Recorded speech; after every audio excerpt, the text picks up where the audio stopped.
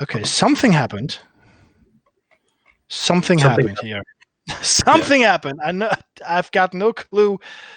I think it actually works. Oh my gosh! It would be phenomenal. Jesus fucking Christ! It works. Is it the same video link? No, it's a new link. Wait, I'll throw it over to you via the Facebook Messenger. Okay.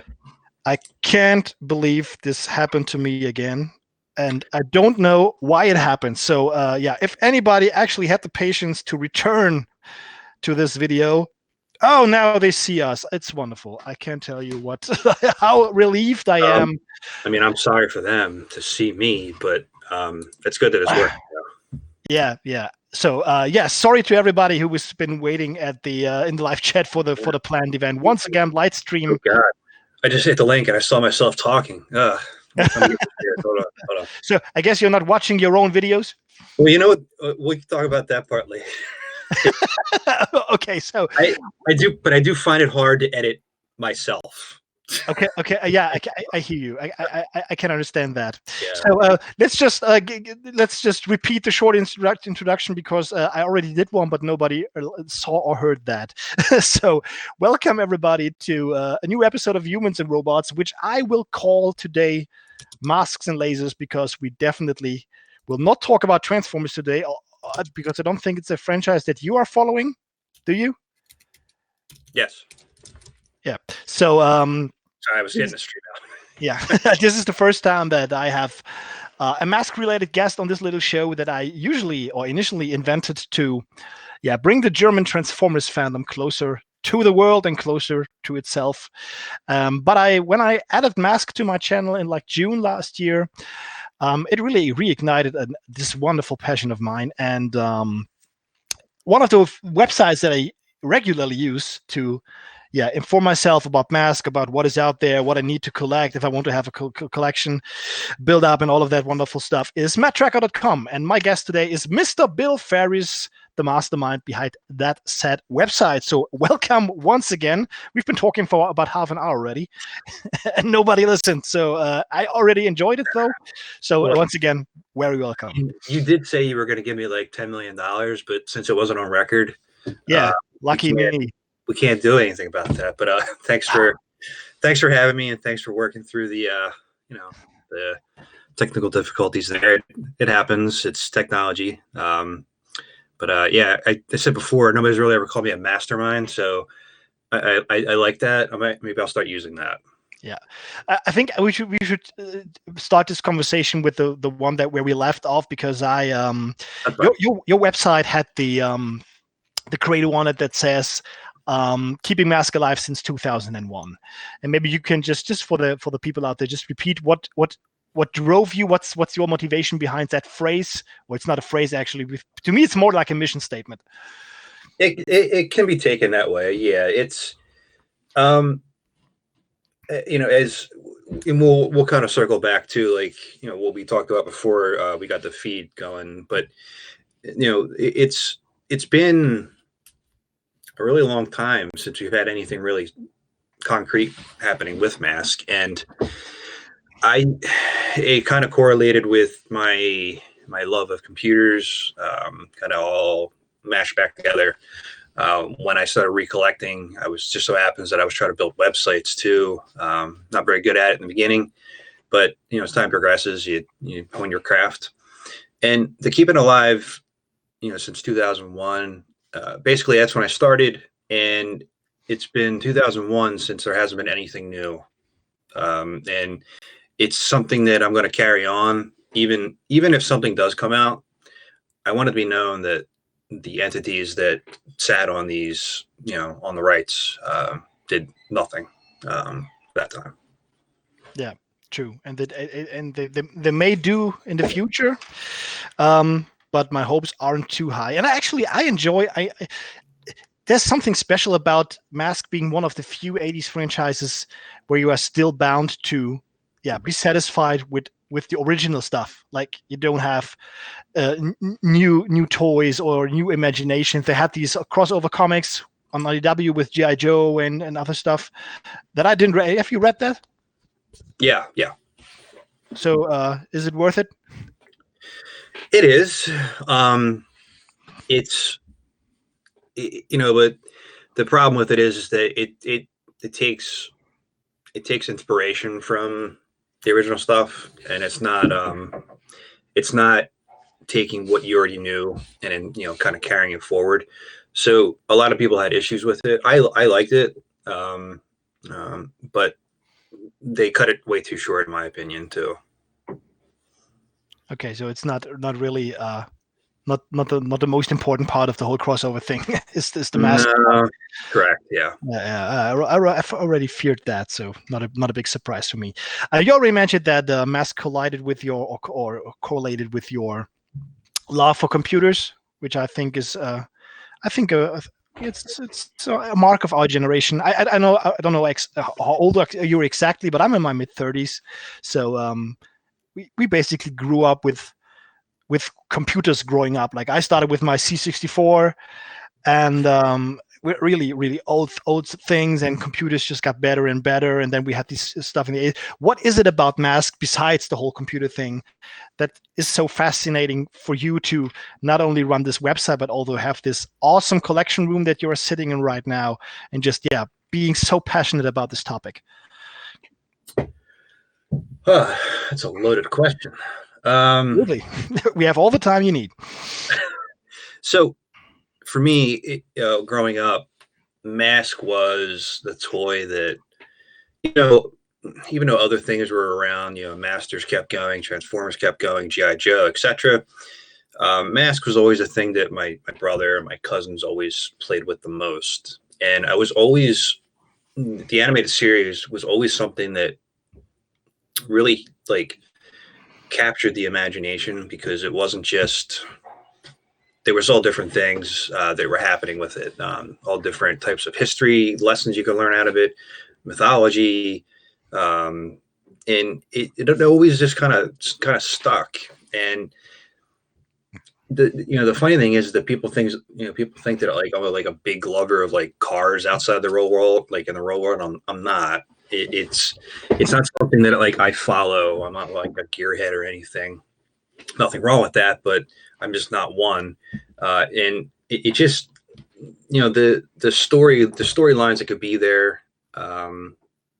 It's stuck, and it was something that stuck and just kept going.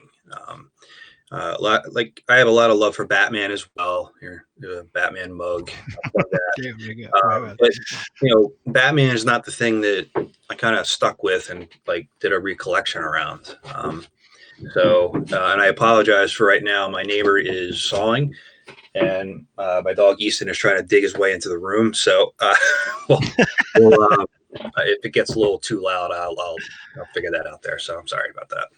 No problem. No sign of the sawing on my headphones, but and I'm not sure if I can hear the dog digging, but pets are always appreciated.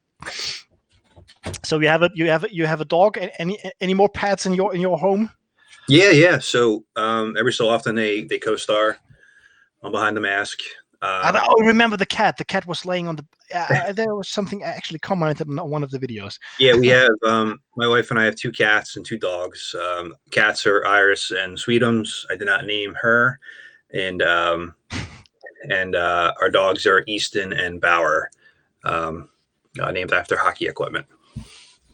Bauer. Yeah, I know that they make the sticks and everything. Yeah, the sticks and I think also the gloves. Not sure about that, but yeah. So I think we already talked about the whole hockey thing. Mm-hmm. That you're a Flyers fan, and that I think I was a Flyers fan because sometimes over here in Germany, ice hockey isn't that big. I mean, we have a local team that wasn't too bad for quite some time, but it's just no comparison to what hockey is in the States or in Canada. No comparison, and that's actually a shame because whenever I watched hockey, I absolutely loved it. But I've never been to a game, actually. So maybe that's something I should do someday. I do recommend it. And I don't know. I don't know what leagues are over in Germany. I would imagine you have. You probably have some of the Premier Leagues out there, actually. Not the KHL, but some higher level German hockey. If you could get to a playoff game, there's nothing like hockey in the playoffs. All right. That's my advice. Okay, so we actually have a German Premier League, First League, whatever you want to call it. And I think I can't compare the quality of the hockey that you can see there, but I think it's pretty good. I think whenever Germans do something, they're most of the time they're pretty serious about it. if they do it. So yeah, maybe I should just do this one day. It's so close, local team and everything. Not a hard thing actually to do. What's your earliest memory that you have on M.A.S.K? Like, how old were you? Is there anything specific from your childhood that you remember? One specific moment or story, something like that? Yeah. So if you follow the Facebook page, there's a picture of me in a canary yellow like onesie, I think, or like a one-piece thing. I think I was like 4 or 5 when I was wearing it, and I was opening up Thunderhawk at Christmas, and I do remember that. Thankfully, I don't have the yellow outfit anymore, but I do remember it, and it's one of the earlier memories I do have, and it's good that we have the pictures of some of the other ones too. But that's my earliest, I would say, is the Thunderhawk. If I was a betting man, I don't think I can remember anything past that. So that would be where I would be. Okay. Yeah, nice. I can't actually tell you what's my first. I mean, Thunderhawk was one of my favorites in my childhood, of course.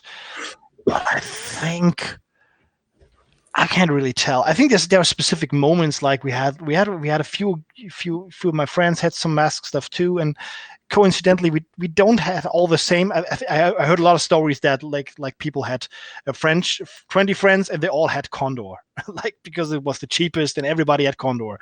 And but when I met with my friends, like 3 or 4 friends of mine, we all had different stuff. And it was pretty cool because it actually made for some very good playing because we had so much opportunities.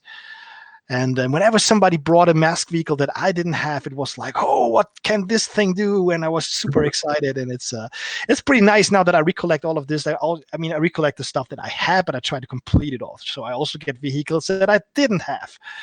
And yeah, finally messing around with these, how I like to, is pretty awesome. So, yeah, Condor and Piranha were 2 that people had the most because they were the least expensive when they came out. I've seen some boxes with like random prices on it, but they were, I think they were like $5.99 give or take in the States. So I don't know what that equates to over in Germany, but it's definitely the case. And if you were very lucky, you had Boulder Hill, but that's another day.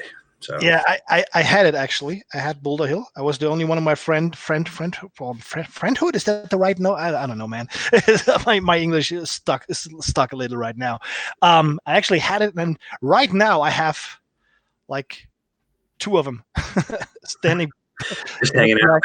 Yeah, not just hanging out. No, the one is actually mine, and I just recently bought a pretty big collection of like 24 vehicles, and Boulder Hill was one of it. And I used it for spare parts. Oh, look at that! Up there it is. It's so hard to display, man.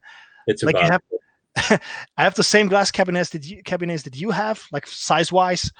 I think it's IKEA D12, isn't it? Yeah. Yes. Yes, correct. And I just can't find a cabinet where I can fit in Boulder Hill. It's depressing, frustrating. I don't think there is a cabinet that can fit Boulder Hill. I think there actually is one that's there are module cases out there. Have you heard of module cases? Mm-mm. It's like I think they have an aluminum frame with acrylic windows, and you can stack them, and they have pretty decent custom sizes. And I think they have cabinets that are like 75 centimeters deep. No clue what that is in inches, but he would actually fit in there. But he thinks are so expensive. I just can't. Yeah, it just goes up there with all the other play sets. Yeah, Kato is just saying my mask collection is growing fast. It's actually done, man. I'm just missing some small parts, and I miss Laser Command because Laser Command is crazy to pay for, and I'm not sure if I'm willing to do. You'll be willing someday. It'll just happen. Sure. Yeah, for sure. Because I mean, the last Tim just writes in the chat that I went bonkers last year, and he is completely right. When I started recollecting the M.A.S.K stuff, I was like, come on, I'm all into Transformers. The M.A.S.K thing is like just a fun project for me. Let's do $50 a month, and then I'll be done, and I'll just see where this is going. And I think I spent my whole budget for the year in like the first 2 months. So it got me. It got me. It's I mean, like you're casually collecting things that you had back, and I kind of started somewhat similar, but then I got into the realm of these things, the playful figures. It's a sickness. I don't want to cure. No, it's a hobby, man. It's not a sickness. It's a hobby that I don't want to cure for. So okay, so I can accept that. That is fine. that is fine. So like once you start getting into the playful line, you really crossed over a threshold of insanity, and if you really want to get insane and have a lot of questions asked of you, buy a cardboard box that I can't zoom in on this thing, but I see it up there, the right thing, which is the Thunderhawk box, the case. So the case where all the small boxes were in. Yeah, talk to your wife about, hey, I want to buy a shipping case that says M.A.S.K on it. You'll get a lot of looks on that one, but yeah, that's when you get really, really crazy. Jesus, why we're on collecting, and I think it's pretty interesting to talk about the differences between how M.A.S.K had been released in the US back in the day and what you can find now, and how hard it is to get certain things, and how it has been released over here in Europe and especially in Germany, because there are several different things. I have one thing on my desk, coincidentally, this one. I don't have that yet. Yeah, that's the Rhino rocket, which was, I think, black in the original US release. Correct, yeah. Yeah, and we got this little gray version that says TV sat on it because it was a satellite, because Germans obviously in the 80s weren't allowed to have bombs. Maybe not the worst idea of them all. No shit, man. They were pretty sensitive about including weapons or anything that looks like weapons into toys. Resulting in Thunderhawk not having his bombs, Switchblade not having his rockets. It's crazy. So, well, if you think about it too, not just that, and we can talk about like what was hard not to get and vice versa. I forget what episode I did, but I was talking about the different variations of the logos, and some of the ones that were overseas, for me, the Rhino was completely closed. Or if it had the missile going, or it had like a laser blast coming out of the top of it, but no explosion. And it was always speculative on like what, essentially. This is the slingshot manual with Rhino closed. Yeah, so it's kind of interesting that there'd be so many different variations of the one logo, but it makes sense, as what you just said, like. Maybe, I mean, that was 10 years past World War II, though. I mean, it shouldn't matter anymore. It's like, it's odd, but I guess whatever control groups were out there, it's like, no, this can't be. We can't show this. We can't show that. And you just had the ultimate censorship essentially going with it. Yep. And somewhat. It's very odd, and I don't know if anybody has the M.A.S.K DVD sets that Shout Factory and Madman put out, but the same person did the cover for both Iman O'Donoghue, and one of the ones he did for, I think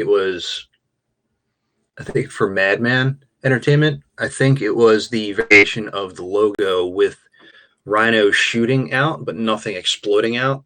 And then the Shout Factory one was the original, variation of the logo. So it's really interesting to see how that would be the case. And Madman comes out of Australia. Oh, right. Okay. Didn't know that. And Shout Factory is, I think, United States based. Okay, I'm just looking around where my DVD set is. Can't find. I don't know. So somewhere in my room is a mess. I think I have one hanging up here behind me. Let's look. Yep, there it is. It's on top. But that's the Madman one. Ah, okay. Over the door. Yeah, I need to get a zoomable camera. But yeah, it's up there. And it's just odd. You had all kinds of different things with it. But that's like a whole other day, like just speculating on why. Yeah, but I mean, you were quite busy meeting people who had some sort of, were somehow involved in creating the whole franchise. Maybe you've been talking to voice actors. You've been talking to the guy who sang the song, which is absolutely legendary. I saw that episode, very, very nice. And I think you have talked to a lot of people that were involved in some sort of way. How do you find these people? Well, I'm persistent. I guess that's number one. No, it's luckily through social media or through other websites.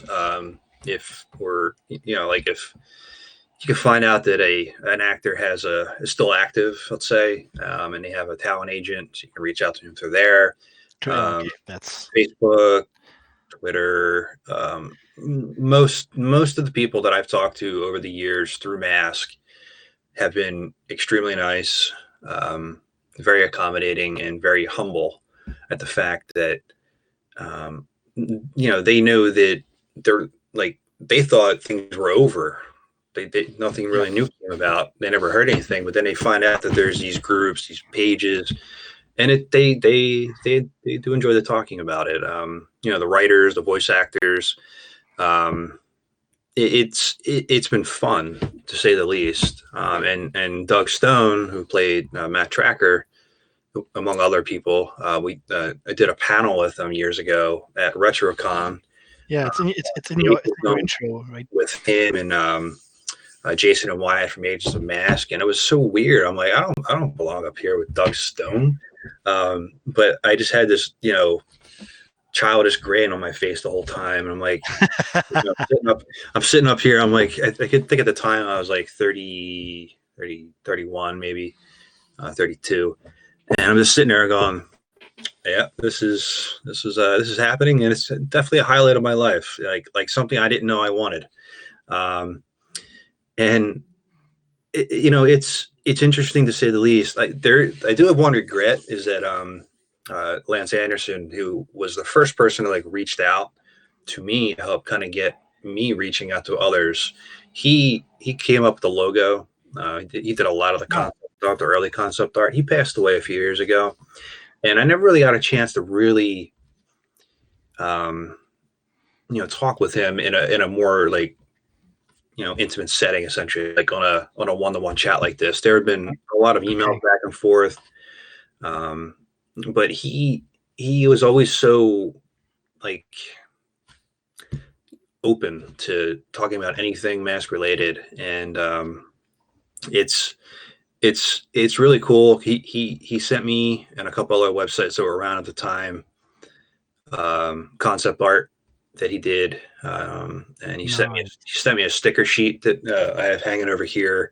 I can't show it on the camera because I'd have to do this whole thing, but you can see it on my Facebook page or the website, where when he was drawing out the sketches for the boxes, he would cut these stickers off and then put it in place and say that looks good, it'll fit there.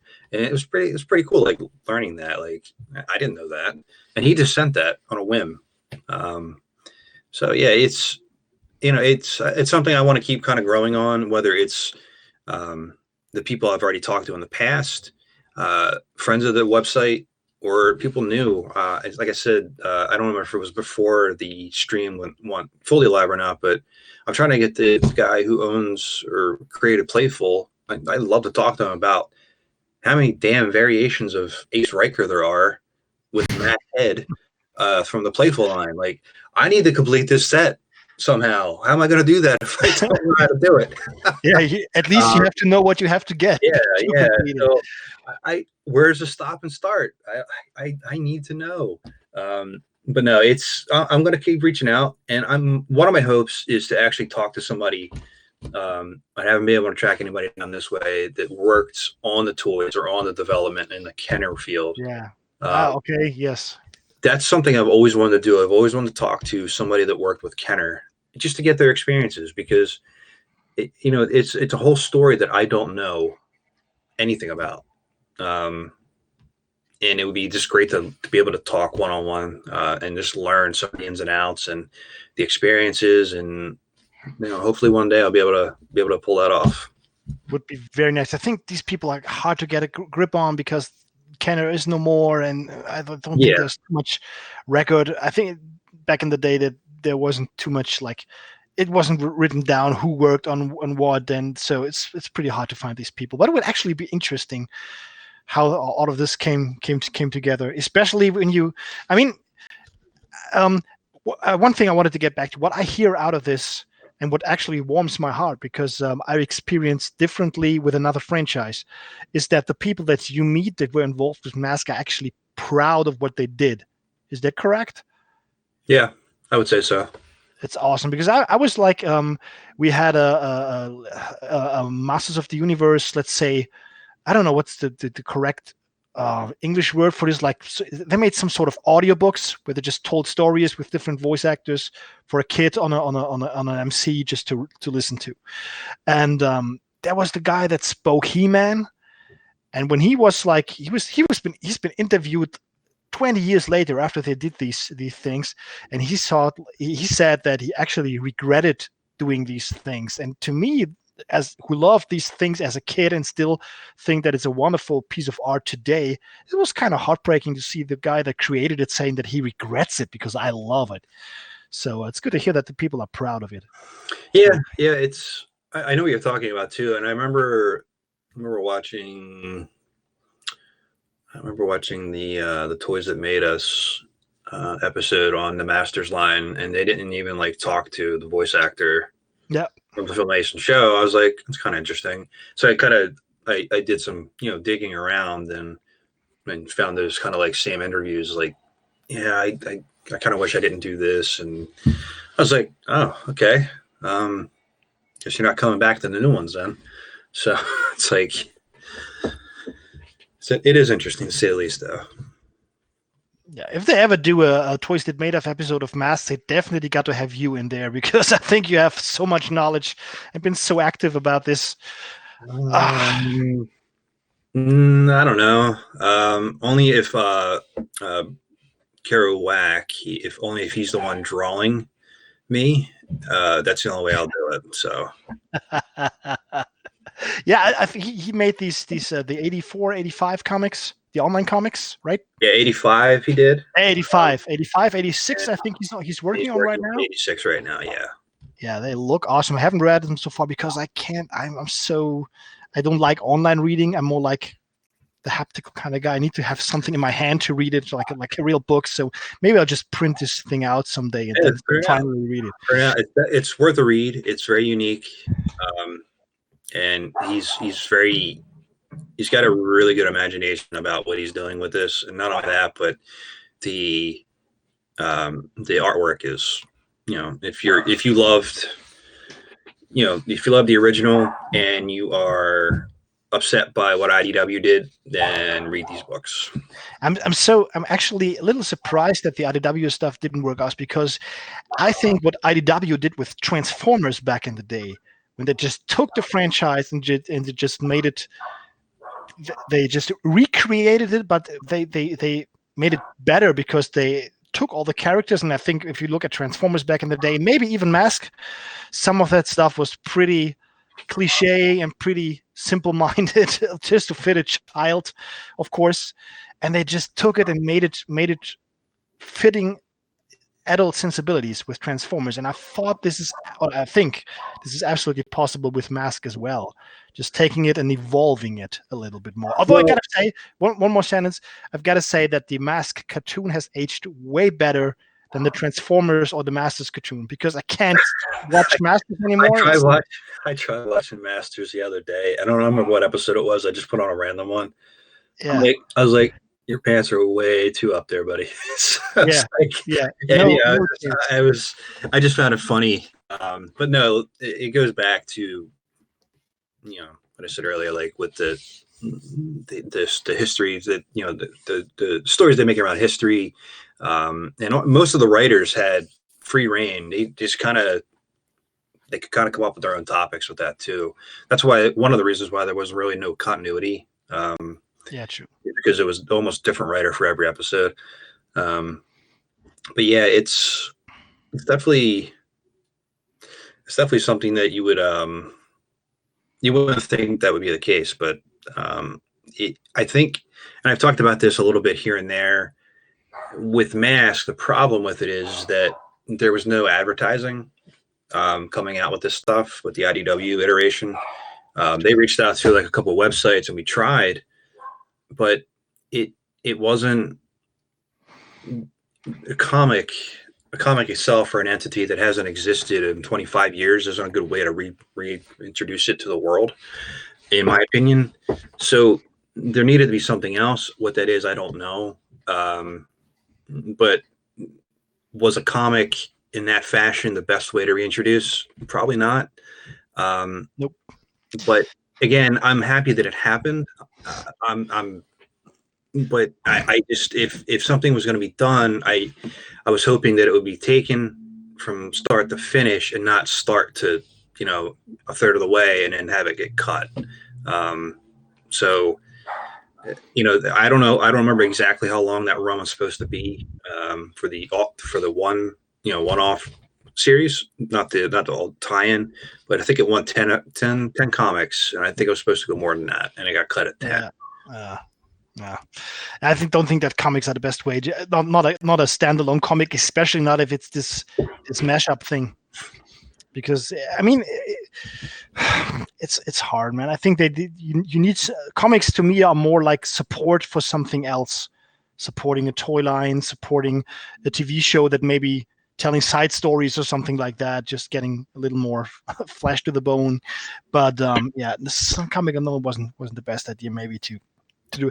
There was rumors about the live action movie that never really happened so far, and I think I'm glad it didn't happen because I don't know. I am not. Okay. So what you had 2018, if I remember correctly, is when it was announced. I think 16 already. 16. I don't remember. It all kind of blends together now, to be honest. True. But I'm trying to remember when they announced F.K. Gray as the director. I think it might have been 18, 17. Let's just say there was a couple of years ago, and we got nothing out of it. So there's no use in arguing over the over the date. And he did one of the Fast and the Furious movies, and they were talking about some of the other things, like tying together with more of the Hasbro Paramount entities. So you'd have like that last Bumblebee movie. Maybe that would be a kicker into this new universe that they're trying to do. You have the Snake Eyes movie, which I don't know how that corresponds with everything. Maybe if Snake Eyes is an origin, Bumblebee was an origin. Maybe at some point in the near future we'll get Matt Tracker origin. Who knows? Just because M.A.S.K was announced as a movie and there's a director and writers attached to it doesn't mean that it's going to be, all the characters. We don't know what we're going to get. It could be anything. So if they're trying to do introductory storylines to some of the main characters, they're trying to push through this shared universe that they're working on, whether it's good or bad. I'm still, on a wait and see. Yes.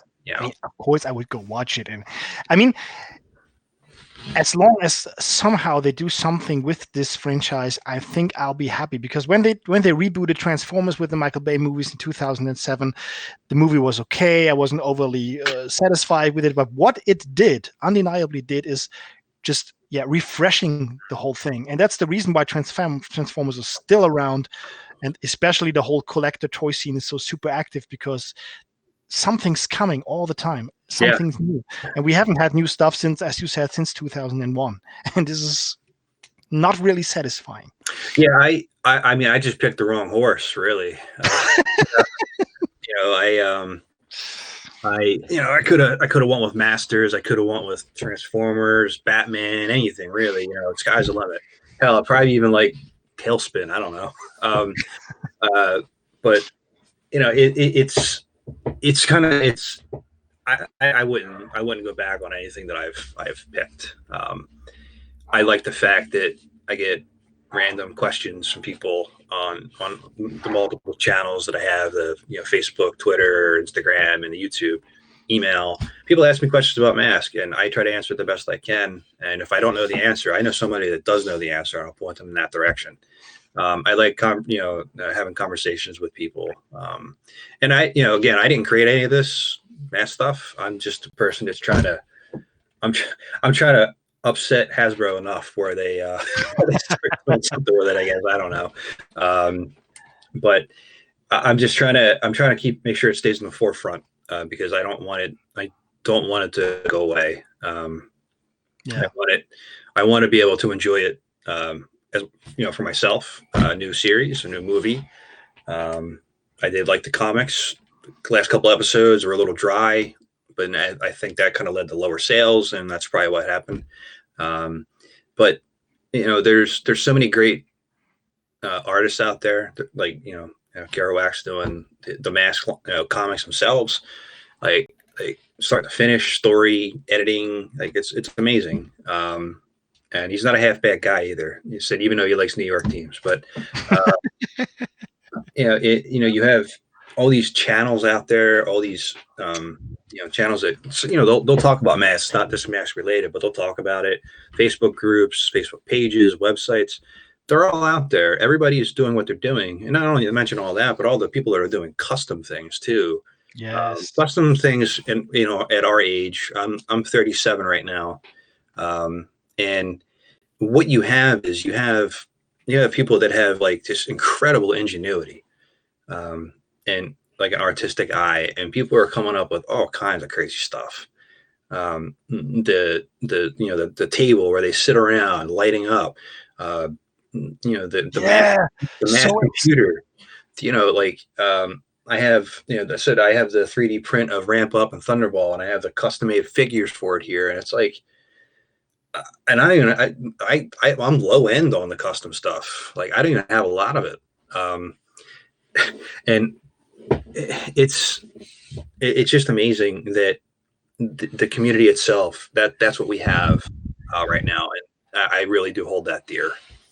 Absolutely. And I think because you said you didn't create anything of this, but what you did, and I think the community somewhat owes you for this, is that nobody was there to take the ball and just run and keep it alive, and you did that, and you're still doing that today. And I think that's very respectable, and to me it's very helpful. I absolutely dig it, and I'm so surprised how many people are still into this thing, and how many people, especially in the custom thing.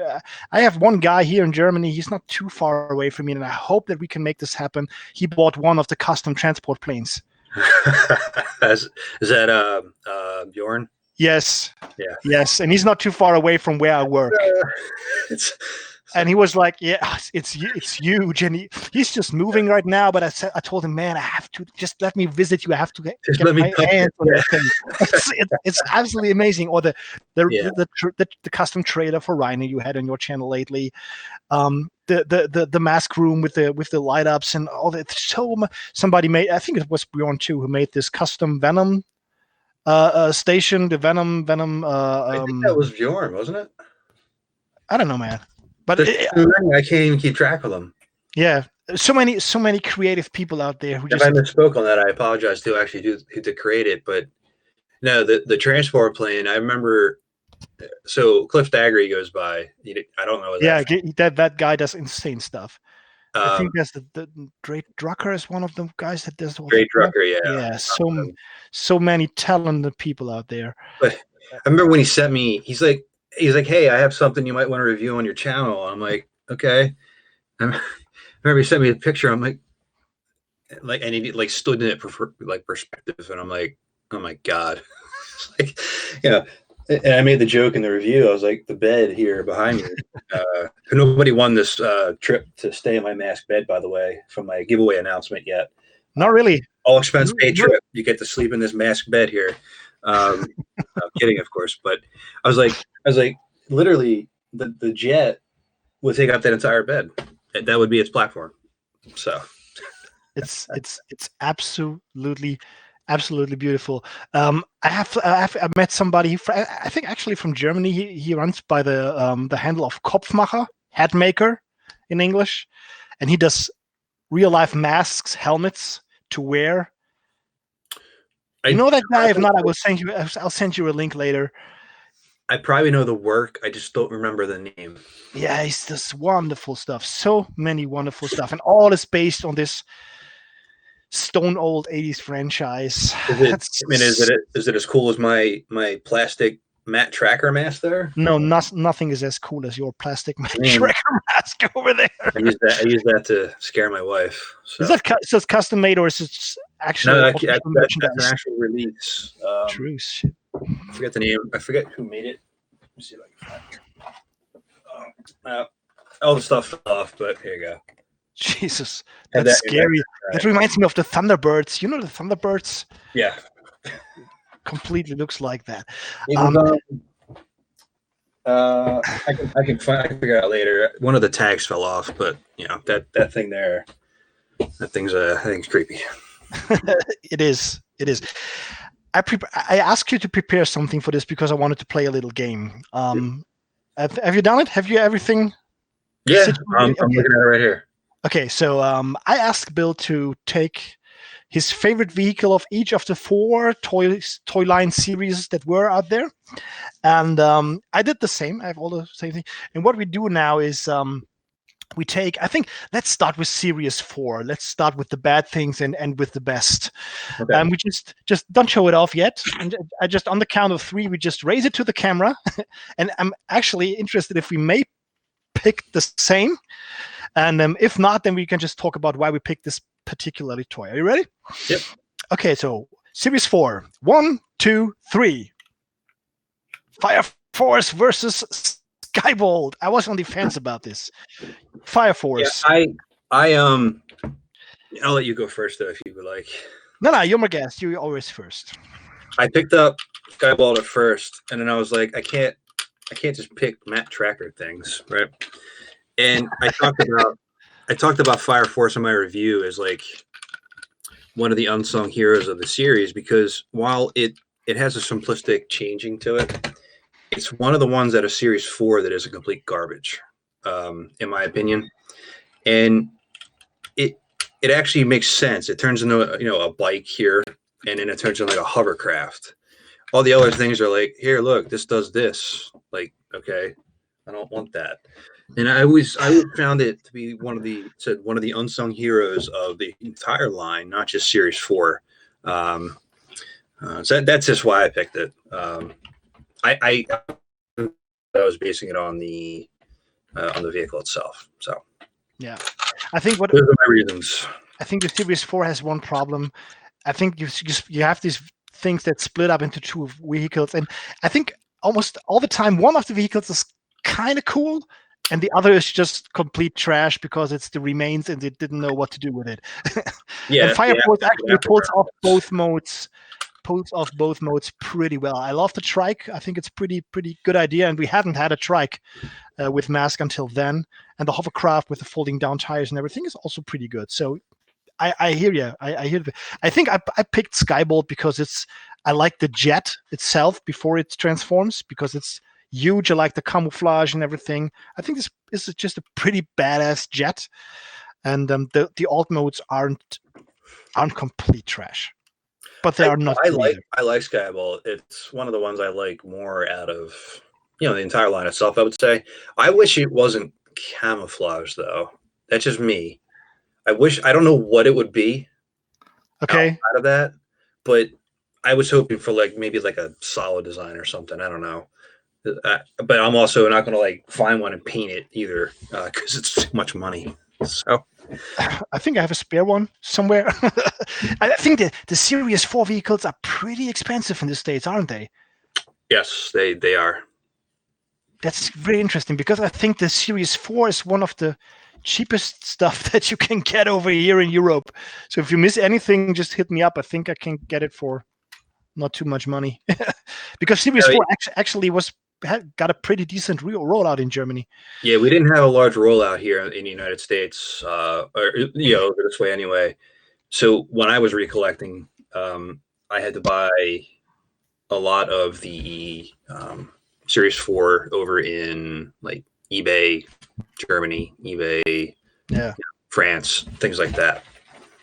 Oh yeah. No. So if you need anything, just let me know. Let's go to Series 3. The racing series, the infamous racing series. Not the best cartoon episodes ever, but on the count of 3. 1, 2, 3. Oh, Goliath. Yes. This is one of my favorites of all time. It, number one, has a race car. You got the part that comes down with it. I can't do it in the air, but there's so many things that happen with this. Where the missiles, you could shoot them right at your brother and they hurt. Yes. It was always something that I did enjoy a lot. The only thing I think I'm missing off of my Goliath is the steering wheel for me too. But other than that, I mean, the non 3D printed fin is hard to get. This is always just something I really enjoyed. So you know what the sad part about the brother story is? I didn't have Goliath, but my brother did. So I was on the receiving end of that missiles all the time. You have Outlaw at least? No, he had Outlaw. I had Rhino. You had nothing. You were just lined up and shot. Yeah. I had Rhino at least who could fire some missiles, and I had Boulder Hill, which was kind of cool. But what I could do was throw the rock at him. That's just not the same. Not the same. No, let's go. Now we get to the good things. I think Series 1 and 2 are equally good. I think both are pretty awesome.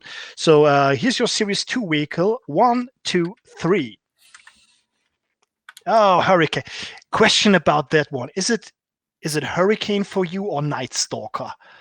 Hurricane for us. All right. But Night Stalker in some capacity. I always liked it because of the design itself. The transformation's simple enough, but you can't beat this. And the fact that there's such a continuity error in the show with this, where it's in the opening, and then it doesn't show up till episode 50 or whatever it is. I always love that as a little thing that nobody else picked up on the show, but as an adult you pick that up. Yes. So it was always something I always held dear. Plus this thing shoots. I'm not going to shoot it because I'll probably lose it or break it, but yeah. It's always one I always loved. Yeah, I think this was actually one of my favorites as a kid, because it looks. Orange is my favorite color. Maybe this has a role in the whole decision, but it's actually a little bit the same. Why I like Hurricane with all the chrome and the chrome side pipes, and he had this awesome tank mode, and he was. I think in the cartoon he was like a scorpion in the first episode where he appeared with a scorpion thing around him. Yes, if I remember correctly, he had that kind of scorpion shell. Has anyone made a custom scorpion shell for Stinger? If Cliff Dagger's watching, he'll probably make one this week. Not that I know of, though. I don't think so. Not that I can say.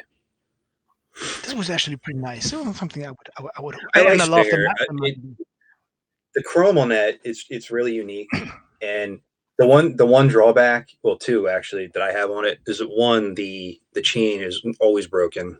Any of the ones you try to recollect, and two, Bruno sticks out of the top of the thing with his mask on. Yeah, true that.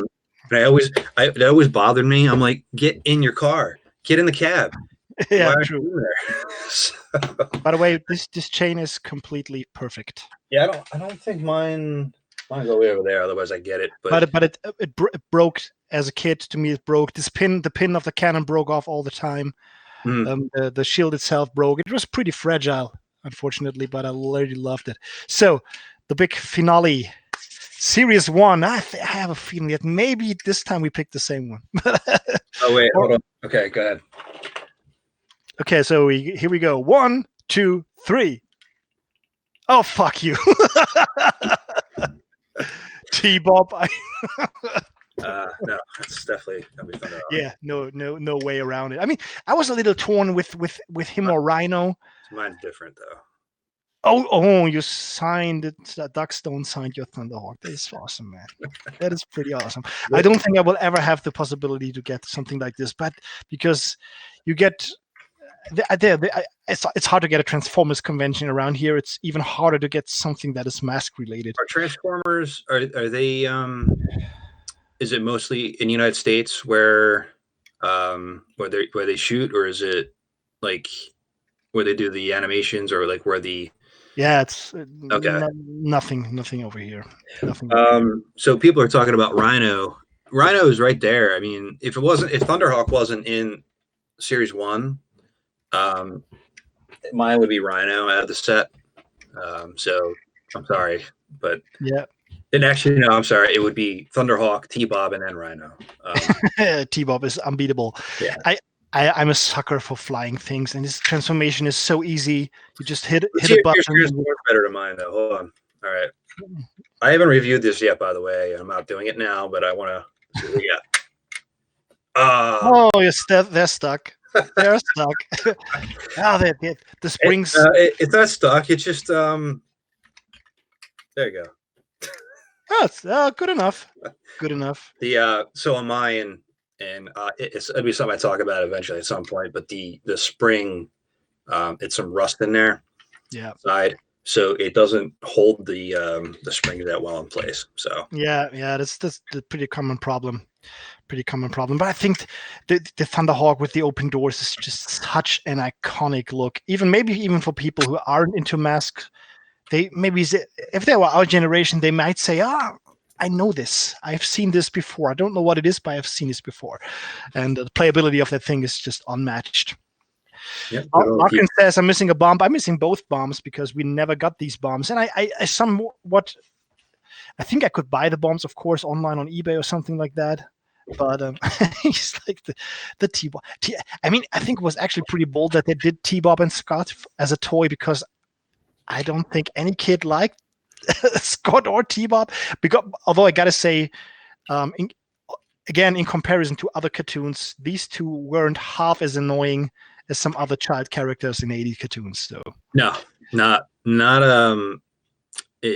I would if you gave me Snarf or Scott and T-Bob, first I would try to find a way to kill myself. If I had to pick one or the other, and then I would probably take Scott and T-Bob. So yeah. that's what fun little game. Usually I don't want to take these things too long, because I don't think people listen to too long. It's a pity that half of our discussion or conversation is missing. There's two more questions that I want to ask you before we check out for today. And if anybody in the chat has a question, just drop it. I try to keep up with the chat. It's pretty hard because Larkin is in there, and when Larkin is in the chat, it's just like it's going bonkers all the time. When you think of collecting, or not only collecting masks, if you meet somebody gets to your house and sees your room and thinks like, holy, this is great. This is a nice collection. I want to start a collection for myself. Doesn't really matter if it's a mask collection or Transformers or stamps or whatever. Doesn't matter. If somebody asks you, what's the first thing you would tell somebody who wants to start as a collector? What's the first thing somebody should think about before getting his first piece? Ooh, it's tough. Well, number one, you have to figure out what you can afford. That's a big thing, and naturally, some things are going to cost more than others. And depending on that, then are you going to be displaying what you're doing, or just something that you're going to have to, kind of keep aside and put away? As you collect, things take up a lot of space very quickly, especially if you have them out in the open. And my room here, it's my home office where I work from, and so I have the ability to kind of keep kind of growing out the best I can here. But it's you gotta figure out what you're recollecting. Is it feasible with the price points? Some things are going to cost a lot, and again, I don't have a lot of boxed items, and I kind of draw the line at it because not because I don't want to have them, but because I can't afford them. So Yeah. it's just where I'm at with it. And that's my limitation. But I've made it work pretty well, I think, without recollecting all the box items. And you just gotta, you gotta take it slow. You can't just rush into what you're gonna buy just because you see something. Don't rush it. And start with things that you had when you were younger, and then recollect after that.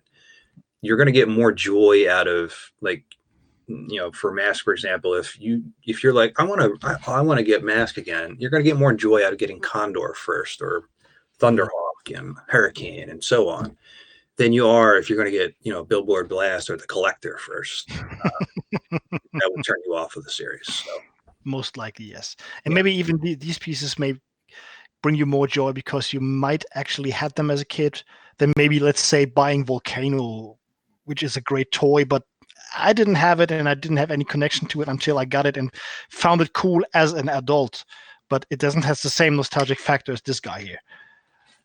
Yeah. So definitely, this is what ignites the spark that keeps you going when it's about M.A.S.K. Yeah. One question from the chat that I want to pick up, maybe we can take this as last questions for today. Larkin asked, any thoughts on Vortec, or any idea when they went the Vortec route? I think Vortec is the Kenner predecessor of M.A.S.K. Like they did this afterwards. Vortec, and I don't have any. The only thing I have, I'm pretty sure this is a Vortec body. They fit pretty well with the M.A.S.K items. And they're pretty much like one-to-one, kind of like kick them over. I never had Vortec, but I'm pretty sure the fact is that the molds aren't the same. But I don't know why any of that. Unfortunately, I don't really have much information on it. Okay. Sorry about that. Okay. Thanks. We can take another question because that was very disappointing.